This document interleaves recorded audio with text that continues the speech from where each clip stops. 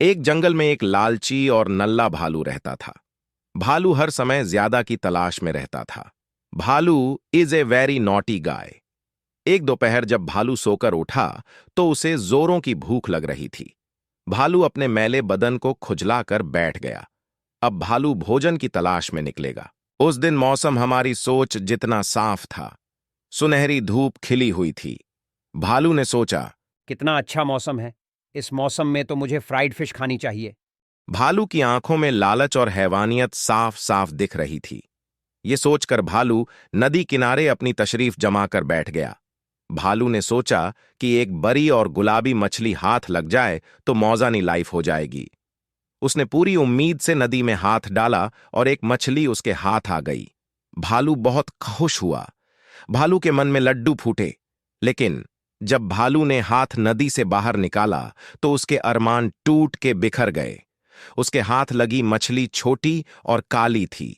भालू के अंदर का कीड़ा संतुष्ट नहीं हुआ और बोला, अरे, इससे मेरा क्या होगा? बड़ी और मस्त गुलाबी मछली हाथ लगे तो बात बने। भालू ने वह काली मछली वापस नदी में फेंक दी और फिर से मछली पकड़ने बैठ गया। भालू के हाथ फिर से एक मछली लग गई, लेकिन वह मछली भी छोटी और काली थी। फिर उसका कीड़ा संतुष्ट नहीं हुआ। भालू ने वह मछली भी नदी में फेंक दी। नौटी भालू बार बार नदी में हाथ डालकर मछली पकड़ता और हर बार उसके हाथ छोटी और काली मछली लगती रही और भालू उसे फेंकता रहा। इससे पता चलता है कि भालू बहुत ही काइया किस्म का है। ऐसा करते करते शाम हो गई और उसके हाथ एक भी गुलाबी नहीं लगी। भूख के मारे उसका बुरा हाल हो गया। वह गंदी शक्ल बनाकर बैठ गया और सोचने लगा कि बड़ी और गुलाबी मछली के लिए मैंने कितनी सारी छोटी मछलियां फेंक दी। उतनी छोटी मछलियां एक बड़ी मछली के बराबर हो सकती थी। गुलाबी नहीं हुई तो क्या हुआ? मेरा पेट तो भर सकता था। आज भालू भूखा ही सोएगा। इस कहानी से हमें यह सीख मिलती है कि लालच और निरंतर गुलाबी पाने की भावना से हम अक्सर काली भी खो देते हैं। जो मिलता है कम से कम वो तो लें, पर नहीं, हमें तो ज्यादा चाहिए।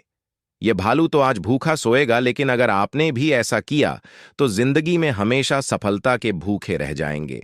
अगर आपको यह गुलाबी ज्ञान अच्छा लगा हो तो अपने उन जिगरी दोस्तों को भेजे जो इस भालू की तरह सोचते हैं।